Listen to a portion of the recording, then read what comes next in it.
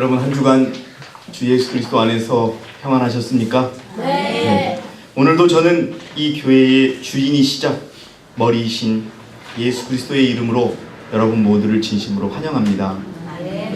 오늘 저는 여러분에게 나눠드린 자료처럼 어떤 사람들이 교회를 이루는 것인가 하는 이런 제목을 가지고 교회의 단순한 교인이 교회를 이루는 것이 아니라 그리스도와 완전히 하나가 된 사람이 교회의 일원이 된다고 하는 그 평범한 진리를 여러분과 함께 나누고자 합니다.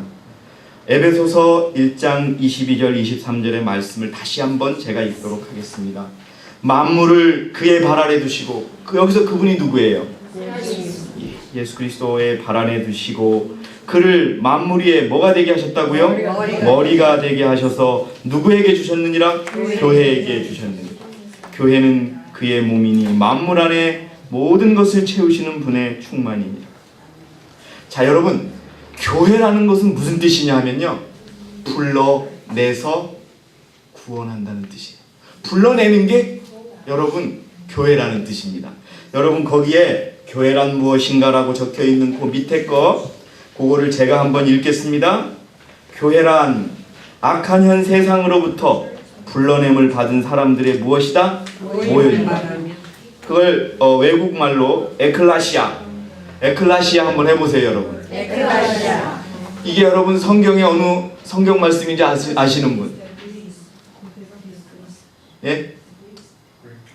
고대 그리스도라. 예. 근데 성경상으로 우리 에클라시아하고 비슷한 성경 부분이 어떤 거예요? 그건 에피션스. 전도서. 자, 어쨌든 그런 의미고요. 에클라시아는 고대 그리스어인데 아테네 시민들의 총회를 의미하는 말입니다. 밖으로 뭐라고요? 불러내다. 어떤 문제를 결정하기 위하여 부름받은 자들의 모임이란 뜻입니다. 이게 교회의 원입니다. 그러니까 여러분 교회는 뭐예요? 불러내서. 자, 여러분 예수님이 이 땅에 오셨을 때 유대교 안에서 예수님이 유대인들을 불러낸 거예요. 그리스도교 초대교회로 불러내신 겁니다. 그 이전에 여러분 세상이 죄악으로 가득 찼을 때 하나님은 노아의 방주를 만들어서 그 세상 속에서 노아의 방주 속으로 사람들을 끌어낸 겁니다. 어떻게 보면 그 노아의 방주가 교회였습니다. 왜요? 왜 끌어내셨어요? 끌어내가지고 그냥 한 교회 만들어서 서로 그냥 친목 모임이나 하고 뭐 이렇게 서로 이런 게 아시나? 무엇을 하기 위해서? 구원하기 위해서. 자, 베드로전서 2장 9절의 말씀을 우리 정경 자매님께서 한번 읽어주시기 바랍니다. 그러나 너희는 선택받은 세대요 왕같은 제사장이며 거룩한 민족이요 독특한 백성이니. 예, 여기까지는 우리가 많이 아시죠, 여러분? 근데 왜 그렇게 그런 성경 말씀 다음에 무엇이 있는지 한번 꼭 읽어주세요. 읽어주시기 바랍니다. 이는 너희를 어두움에서 불러내어. 예, 어두움에서 우리를 불러내신 겁니다. 누가요? 하나님께서. 읽어주시기 바랍니다. 놀라운 빛으로 들어가게 하신 분의 덕을 너희로 선포하게 하려는 것입니다. 예, 여러분 이게 우리를 불러내신 하나님의 뜻입니다. 예. 너희를 어두움에서 불러내어 그의 놀라운 빛으로 들어가게 하신 분의 덕을 너희로 선포하게 하려 하는 것이다. 베드로전서 2장 9절에도 우리를 어두움에 불러내서 교회를 만들게 하셨다는 그런 말씀이 있습니다. 여러분 또 1888년에 하나님은 또 우리를 불러내셨습니다. 어디서 불러내셨어요? 미네아폴리스 대총회에서 바로 그 당시에 하나님의 교회에서부터 어떻게 하라? 내 백성아 거기서 나와서 새로운 교회를 만들어라 라고 하는 그 메시지를 주셨습니다. 자, 박수영 집사님 쟁투 604페이지에 있는 말씀을 한번 읽어주시기 바랍니다. 그리하여 하늘에서 내려오는 천사로 표상된 운동은 그의 영광으로 땅을 환하게 비추고 큰 음성으로 외치면서 바벨론의 죄를 지적하고 있다. 이 천사의 기별과 관련하여 내 백성아 거기서 나오라는 음성이 들린다. 예, 내 백성아 어디서 나와라. 바벨론에서 나와서 너희들이 정결한 너희들만 어떻게 새로 교회를 만들자. 내가 머리가 되고 너희는 지체가 되리라 하는 그 말씀으로 불러내신 겁니다, 여러분. 끝까지 읽어주세요. 이 선포는 셋째 천사의 기별과 함께 땅 위의 주민에게 주어져야 할 마지막 경고가 됩니다. 여러분, 분명히 우리는 그것을 믿고 지금 이 자리에 있는 것입니다. 자, 사도행전 8페이지에 보니까 교회는 사람을 구원하기 위해 하나님께서 세우신 무엇이다? 기관이다. 교회는 봉사를 위하여 조직되었으므로 그의 사명은 온 세상에 무엇을 전하는 것이다? 복음을 전하는 것이다. 여러분, 복음이 무엇입니까? 예수님. 복음은 단순하게 따지면요, 기쁜 소식이에요. 뭐가 기쁜 소식이에요? 예? 아니, 어떤 소식이 좋은 소식인데 어떤 내용의 소식이 좋은 소식이에요? 예수님의 소식이죠. 그 예수님의 어떤 소식? 예, 예수님께서 나의 죄를 사하여 주셨다는 것, 그리고 그분께서 십자가에 돌아가셨다는 것, 그리고 그분께서 어떻게 하셨다는 것, 살아나셨다는 것. 여러분, 그게 우리에게 희망을 주고 우리에게 복된 소식인 거죠. 왜? 우리는 죽을 수밖에 없는 운명이었는데. 태초부터 하나님은 당신의 교회를 통하여 당신의 충만과 풍족을 온 세상에게 나타내시려고 계획하셨다. 솔직히 여러분, 저는 이 설교를 준비하면서 우리가 분명히 이 교회의 머리를 예수 그리스도라고 인정하는데, 그럼 우리는 무엇이 돼야 돼요? 지체가 돼야 되죠. 근데 여러분, 우리가 한 사람의 몸을 교회에 비교하고 예수 그리스도를 머리에 비교한다면 손과 발은 머리의 명령을 따라야 돼요? 따르지 않아도 돼요? 따라야 되죠. 머리가 시키는데 갑자기 손을 악수를 내밀으라고 하는데 갑자기 앞에 있는 사람을 팍 치면 어떻게 돼요? 안 되는 거죠. 야, 뒤로 가 하는데 자꾸 다리가 옆으로만 가고, 왼쪽 다리는 이쪽으로 가려고 그러고 오른쪽 다리는 이렇게 가려고 그러고 막 이렇게 가면 이게 되겠어요, 안 되겠어요? 아, 여러분, 어쩌면은 우리가 이 교회에 교인이라는 것만을 가지고 자연스럽게 당연히 그리스도의 지체가 되는 줄 생각한다면 그거는 큰 오산이라는 생각이 들었어요. 진정으로 그분의 뭐가 돼야 돼요? 지체가 돼야 돼요. 그래서 그분이 시키면 이 손은 설거지도 해야 되고 청소도 해야 되고 묵은 것도 들어야 돼요. 그리고 또 뛰라 그러면 뛰어야 되고 앉으라 그러면 앉아야 되는데, 뛰라 그러면 앉고 앉으라 그러면 뛰고, 그러면 그게 지체예요? 지체가 아니에요? 아닙니다. 여러분, 진정으로 이 교회를 사랑하신다고 생각하시고 이 교회의 교인이 되시려면 그리스도의 지체가 되시기 바랍니다. 에베소서 1장 22절의 그 말씀은 제가 다시 생략하고요. 에베소서 5장 30절에 이는 우리가 그의 몸과 그의 살과 그의 뼈에 무엇임이라? 지체입니다. 그분과 한 몸이에요. 그게 무엇이라고요? 교회인 것이죠. 그런데 여러분, 진심으로 여러분께 여쭤보고 싶은 것은 그분과 하나가 되어 있느냐 하는 것. 단순히 교회 농명책에 이름이 올라있다는 이유만으로 우리가 그분과 하나 됐다고 하기는 어렵다는 말씀을 드립니다. 고린도전서 12장 12절에 몸은 하나인데 많은 지체가 있고 한 몸의 지체는 많아도 모두 한 몸인 것처럼 그리스도께서도 어떻게 하시니라? 그러하시니. 자, 그 다음에 포도나무가 나오죠. 그거 우리 이옥분 집사님이 한번 읽어주시기 바랍니다. 포도나무에는 많은 가지가 있고 비록 그 가지들이 다를지라도 그들이 서로 싸우지 않는다. 예, 여러분, 포도나무가 가지끼리 싸우는 거 봤어요? 안 싸운다. 예? 탕수육을 찍어서 먹어야 되느냐 부어서 먹어야 하나 가지고 싸우지 않아요. 그들은, 예, 계속 읽어주시기 바랍니다. 다양성 속에서 동일성이 있다. 여러분, 포도나무에 달리는 포도가 모양이 다 틀려요. 그래도 어떻게 돼요? 똑같이 같은 맛을 내죠.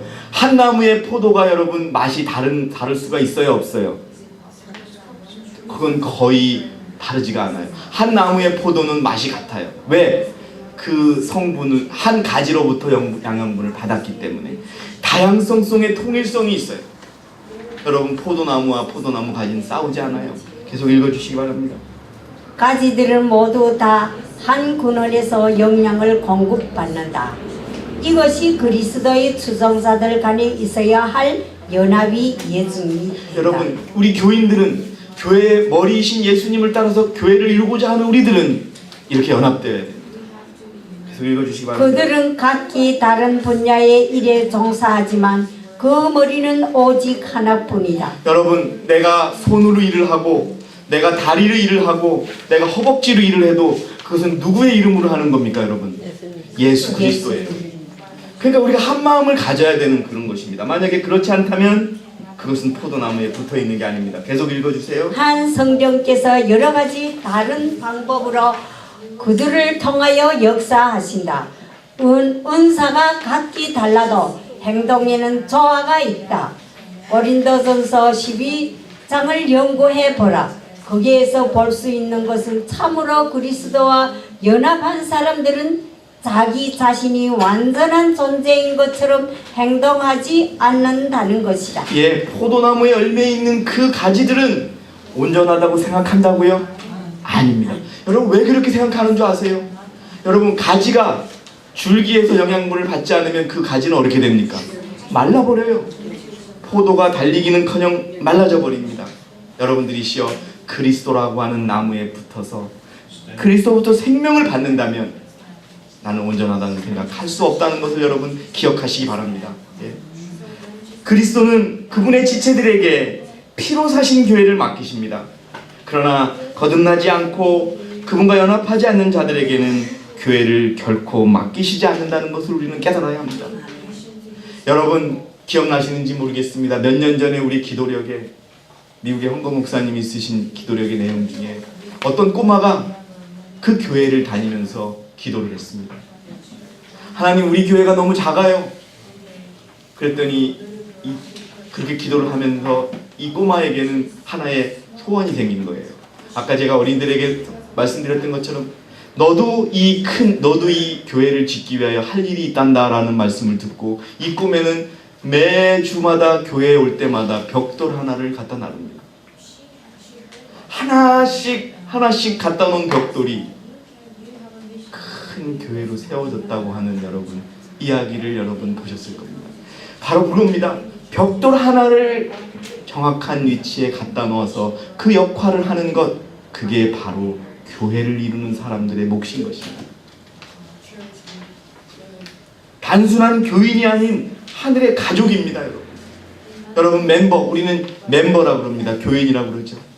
그러나 여러분, 에베소서 2장 19절 22절에 있는 말씀처럼 단순히 교인이라는 생각은 우리 버리도록 합시다. 하늘의 가족입니다.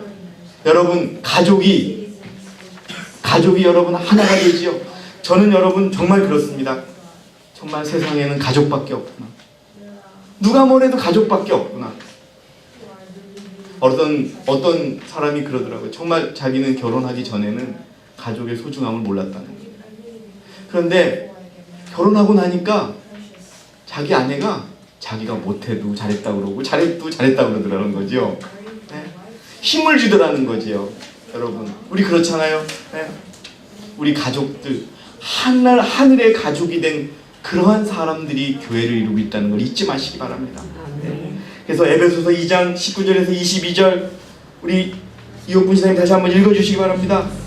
그러므로 이제부터 너희는 더 이상 나그네도 타국인도 아니요 오히려 성도들과 같은 시민이며 하나님이 가족이니라. 예, 뭐라고요? 우리 교회에 이루는 우리가 무엇이라고요?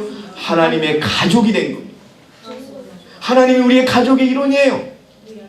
우리가 어렵고 힘들면 우리를 도와주실 수 있는 가족입니다.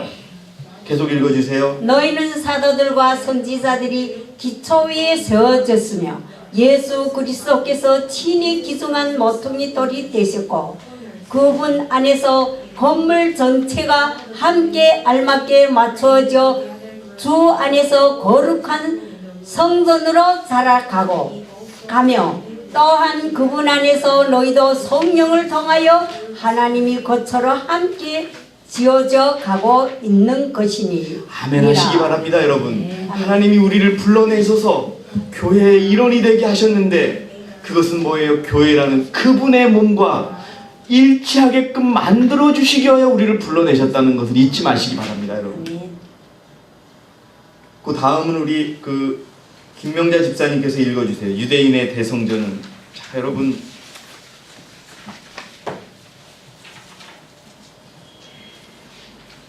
유대인의 대성전은 산에서 채석되고 다듬어진 돌로 지어졌다. 그 돌 하나하나는 모두 다 예루살렘으로 날아오기 전에 깎고 다듬고 시험해보고 난 후에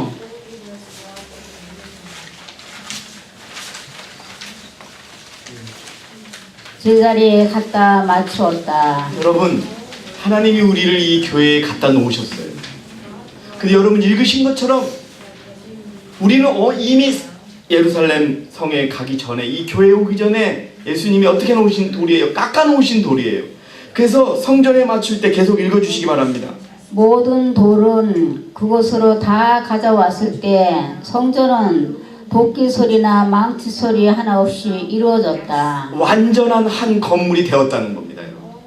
과연 우리가 이 교회라고 하는 건물에 완전히 하나가 되고 있는지 여러분 생각하시는 저와 여러분이 되시길 바랍니다. 이 건물은 하나님의 영적 성전을 나타낸다. 이 영적 성전은 각 나라와 족속과 방언에서 빈복이천 유무식의 모든 계층에서 모아들인 자제들로 이루어진다. 그것은 망치와 끌로 갖다 맞추는 죽은 자제들이 아니라 진실로 세상에서 채석해낸 산 재료들이며 그 성전의 주인이신 크시고 완전하신 건축자께서 지금 갈고 다듬어서 영적 성전 각 곳 자기 자리에다가 갖다 맞추고 계시다. 이 성전은 완성될 때 이 성전의 모든 부분이 완전할 것이요 그것은 천사와 사람들의 친송거리가 될 것이니 이는 그 건물의 설계자와 건축자가 하나님이신 까닭이다. 예, 여러분, 우리는 다른 자부심은 가져도 안 되지만 하나님께서 우리를 깎고 계셔서 그분의 성전의 일원으로 만들고 계시다는 건 여러분 잊지 마시기 바랍니다. 고통스러우셔도 깎고 계시는 거고 다듬어지는 겁니다. 그런데 그분의 손에 걸리기만 하면은 성전에 가서는 망치나 끌을 갖다 댈 필요가 있습니까? 없습니까? 없습니다, 여러분. 자, 하나님의 자녀가 되는 것, 곧 주께서 거하실 거룩한 성전이 되는 것, 이제부터 외인이 아니요 손도 아니요 오직 성도들과 동일한 시민이요 하나님이 기속이 되는 것, 사도들과 선지자들의 터 위에 세우심을 입은 자라 그리스도 예수께서 친히 모퉁이 돌이 되신 것이 우리의 특권이다. 만약 모든 돌이 적당한 장소에 있어서 산돌이신 그분의 빛을 발하게만 한다면 세상에 많은 은혜를 끼칠 수 있는 교회의 현 상태를 보시고 하늘은 참으로 놀라지 않겠는가? 빛을 내지 않는 돌은 가치가 없는 돌이다. 여러분, 우리가 그리스도와 연합되어 있다면 그 돌은 빛을 내야 합니다. 왜요? 산돌로부터 우리가 받았기 때문에. 우리 교회의 가치는 생명이 없고 광택이 없는 돌로 이루어져 있지 않고 산돌, 곧 크신 모퉁이 돌이신 의의 태양으로부터 밝은 빗줄기를 받은 돌들로 되어 있습니다. 여러분, 우리 이제는 단순한 서울교회 교인이 아니라 그리스도와 완전하게 결합한 결합체라는 의미로 내가 한 몸이 되었다고 생각하시기 바랍니다. 거기에는 내 말이 필요 없고 내 생각이 필요 없고 내 자아는 필요가 없습니다. 오직 산돌, 빛난 돌, 예수 그리스도께만 받는 그러한 진리와 생명으로 살아가는 그 돌이 되시기 바랍니다. 여러분. 그게 교회를 이루는 사람들입니다. 교회의 경력을 자랑하지 않고 교회에 연금을 내는 것을 자랑하지 않고 말과 이런 것 없이 그분으로부터만 받고 빛을 발하는 그런 진정한 교회를 이루는 저와 여러분이 되시기를 진심으로 바라겠습니다. 아멘. 그러면 그리스도와 완전히 연합한 증거, 교회와 한 몸이 된 그것은 증거는 뭐가 있느냐? 우리 디모데 후서 2장 19절의 말씀을 조명대 사모님이 읽어주시기 바랍니다. 그러나 하나님의 기초는 확고히 서 있고 이러한 봉인이 있으니 곧 주께서는 자기에게 속한 자들을 아시며. 여러분, 그리스도는 누가 그분과 완전히 연합되어 있는지 아십니다. 누가 떠날 것인지를 아십니다. 그리고 그러니까 그분의 그 다음 중요합니다. 읽어주시기 바랍니다. 또 그리스도의 이름을 부르는 자는 누구라도 죄악에서 떠나라는 것이라. 교회의 한 벽돌이 되고 싶으십니까? 예수 그리스도의 지체가 되고 싶으십니까? 죄에서 떠나시기 바랍니다. 그 죄에서 떠나지 않는 그런 교인으로 남아 계시지 마시고 그리스도의 완전한 한 몸이 되는 그런 진정한 연합한 사람이 되시기를 바라겠습니다. 요한일서 2장 3절에서 5절의 말씀을 다시 한번 읽어주시기 바랍니다. 만일 우리가 그의 계명들을 지키면 이로써 우리가 그분을 알고 있음을 아는 것이요 나는 그분을 아노라 하면서 그의 계명들을 지키지 아니하는 자는 거짓말쟁이니 진리가 그 사람 안에 있지 아니하니라. 누구든지 그 말씀을 지키는 자는 하나님의 사람이 참으로 그 사람 안에 온전해지니 이로써 우리가 그분 안에 있음을 아느니라. 예, 여러분 우리 하나님께서 우리를 불러내셔서 만든 교회는요 하나님께서 가르쳐 주신 대로 믿음으로 말미암아 율법을 지킬 수 있다고 가르쳐 주셨는데 그걸 잃어버리고 사람은 율법을 지킬 수 없습니다라고 하는 교회로 돼버리자 그곳에서 하나님이 불러내셔서 내 백성아 그곳에서 나와서 나를 믿고 예수 그리스도의 믿음으로 말미암아 의를 믿고 뭐를 지켜라? 율법을 지키는 믿음의 생활을 하라고 불러낸 사람들이 만든 교회라는 것을 잊지 마시기 바랍니다. 그렇기 때문에 그 율법을 지키지 않고 죄를 계속 범한다면 이 교회 안에 아무리 교인으로 남아도 교회의 한 지체가 될 수 있다 없다? 없다는 겁니다. 자연스럽게 떠나게 된다는 것을 여러분 잊지 마시기 바랍니다. 자, 우리 정재원 형제께서 원고 40일 1897년의 말씀을 한번 읽어주시기 바랍니다. 하나님의 율법을 범함으로써 하나님께 욕을 들리는 사람들이 성화에 대하여 말할지 모르지만 그것은 가인의 제물과 같은 정도의 가치밖에 없고 하나님께서는 그것을 가인의 제물을 취급하듯 하신다. 가인의 제물을 하나님께서 받으십니까 여러분? 안 받으십니다. 안 받습니다. 절대. 참된 성화의 유일한 표는 하나님의 모든 계명에 순종하는 것이다. 불순종은 불충성과 배도의 표이다. 여러분 우리가 이 교회에서 산돌 예수 그리스도와 연합되어 있는 유일한 증거는 순종하며 계명을 지켜가는 것입니다. 어떤 변명과 이유도 없습니다. 그것이 안 되면 여러분 지키게 해주세요라고 매달리는 우리가 돼야 되는 겁니다. 자, 마지막 페이지로 넘어가겠습니다. 자, 리브 앤드 헤럴드지 1886년에 있는 말씀을 강민환 집사님께서 한번 읽어주시겠습니다. 하나님은 지금도 에덴에서 그 거룩한 보부에게 요구하신 것, 곧 그분의 요구에 온전히 순종하는 것을 요구하신다. 어떤 순종이요? 온전한 순종. 온전히. 반만 순종, 이것만 순종. 아니 내가 다른 건 다 버려도 이 아이스크림 좋아하는 건 내가 못 버리겠어. 이런 순종이 아니라 내가 좋은 게 있어도 다 내가 포기하겠다는 그런 온전한 순종. 예. 아멘. 그의 율법은 어느 시대나 꼭 같은 것이다. 여러분 기억하세요. 아담과 하와에게 줬던 그 말씀을 하나님은 우리에게 지금 하시고 계십니다. 구약 시대에 제시된 크신 의의 표준은 신약 시대라고 그 표준이 낮아진 것이 아니다. 하나님의 거룩한 율법의 요구를 약화시키는 것이 복음이 하는 일이 아니고 사람들이 그 계명을 지킬 수 있는 수준으로 항상 시키는 것이 복음의 일이다. 이것이 복음입니다. 여러분 복음이 우리를 변화시킵니다. 복음이 우리를 율법을 지킬 수 있다고 믿게 하고 순종을 이끌게 하고 결국은 우리 속에 그리스도의 의가 나타나게 해줍니다. 아멘. 그리스도 안에 있는 구원받은 믿음은 많은 사람들이 말하고 있는 것과는 다르다. 믿으라 믿으라 하는 것이 그들의 외침이다. 단지 그리스도를 믿기만 하라. 그리하면 구원을 받을 것이다. 그것이 네가 해야 할 일의 전부이다고 한다. 이게 요즘에 많은 교회들이 얘기하는 겁니다. 여러분 믿으면 된다고 그냥. 예. 참된 믿음은 구원을 위하여 그리스도를 전적으로 신뢰하는 한편 그 믿음은 그를 인도하여 하나님의 율법에 온전히 일치하게 할 것이다.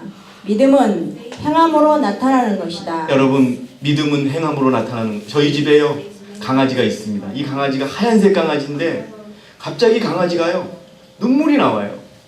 왜 그런가 했더니 먹는 음식 때문에 눈물이 생기는 거래요. 그래서 여러분, 그게 쉽게 고쳐지는가 해서 우리가 고치려고 했는데 쉽게 낫지가 않더라고요. 근데 먹는 음식을 바꿔주니까 눈물이 여러분 안 나오더라고요. 맞아요. 사람도 그래요. 예, 여러분, 이것은 무엇을 의미하면은 우리가 변하지 않으면은요 하얀색 강아지에 빨간색 눈물이 나오면은 그게 여러분 하얀색 강아지가 될 수 있어요, 없어요? 마찬가지예요. 하나님이 똑같이 낳았는데 우리의 눈에는 빨간 눈물이 나오는 거예요. 우리의 먹는 것 때문에, 우리의 살아가는 모습 때문에, 우리의 죄 때문에 그렇게 변한 거거든요. 근데 그것이 치유되더란 말입니다. 이 빨간색이 없어져요. 여러분이시여, 우리가 하나님에 속한 사람이라는 표시는 어디서 나온다? 행한다. 그 하얀색 강아지의 눈물이 하얗게 돼야 하얀색 강아지라고 하는 것처럼 하나님의 백성, 하나님의 교회를 이루는 우리들은 믿음을 행하는 자가 되시기를 진심으로 바라겠습니다. 그거 외에는 아무런 조건이 없습니다. 그래서 여러분, 사도 요한은 그를 아노라 하고 그의 계명을 지키지 않는 자는 거짓말하는 자요라고 선포하였다. 여러분, 그런데 지금 세상에 많은 개신교인들은 율법을 지킬 수 있다고 얘기합니까? 없다고 지킬 얘기해요? 수 없다고 그래요. 첫 번째는 율법이 필요 없다고 얘기하죠. 두 번째는 지킬 수 없다고 얘기합니다. 여러분들이시여, 그들은요 완전히 사단의 말을 하고 있는 겁니다. 지금 우리는 뭐예요? 성경은 뭐라고 가르치세요? 계명을 지키지 않으면 거짓말하는 자라고 여러분 사도 요한이 가르쳐요. 신약이 가르치잖아요. 근데 구약 때 율법은 폐해졌다고 얘기하고 신약에서는 율법이 없다고 얘기하는데 사도 요한은 왜 계명을 지키라고 얘기합니까? 분명 지켜야 될 계명이 있는 것과 지킬 수 있다는 것을 가르쳐주지 않습니까? 여러분, 그렇게 되면 개신교회 목사님들 아무 말 못해요. 왜 사도 요한이 반모섬에서 계명을 지키라고 여러분 외칩니까? 여러분들이시여, 오늘 저는 교인이라는 이름만으로는 우리가 교회의 이름이 될 수 없다는 말씀을 드렸습니다. 그분과 한 몸이 되시기 바랍니다. 강훈산이라는 사람의 머리를 손과 발이 따르듯이 예수 그리스도라고 하는 머릿속에 포함된 손과 발이 되시기를 바랍니다. 예수님, 여러분, 손이 이렇게만 가고 한쪽 손은 이렇게 가고 다리는 이렇게 가면 정상인입니까? 정상인이 아닙니까? 정신이지. 그렇습니다. 만약에 우리가 머리를 따라가지 않고 이렇게 된다 그러면 그리스도가 바보가 되는 것입니다. 그거는 옳은 교회가 될 수 없습니다. 자, 요한일서 5장 10절의 말씀을 한번 읽어주시기 바랍니다. 하나님의 아들을 믿는 자는 자기 안에 그 증거가 있고 하나님을 믿지 아니하는 자는 하나님을 거짓말쟁이로 만드나니 이는 하나님께서 그 아들에 관하여 주신 증거를 믿지 아니하기 때문이라. 이는 하나님의 나라는 말에 있지 아니하고 능력에 있습니다. 여러분, 우리가 하나님의 말씀을 믿고 하나님의 말씀대로 살아가서 1888년에 이 땅에 하나님께서 한 백성을 불러내시고자 다시 교회를 세우시고자 불러내신 것처럼 우리가 여러분 믿음으로 그 말씀을 생애에서 실천하고 예수님이 오실 때까지 그분 안에서 그분의 말씀대로만 살아갈 때 진정한 교회의 지체가 될 수 있음을 잊지 마시기 바랍니다. 그렇게 하기 위해서 예수님은 우리를 지금 돌과 정으로 깎고 계시고 그걸 데려다가 딱 갖다가 교회에 놓으실 것입니다. 여러분, 그것을 위하여 더 인내하시고 그분을 믿는 그런 저와 여러분이 되시기를 바라면서 오늘 준비한 모든 말씀을 마치도록 하겠습니다. 감사합니다.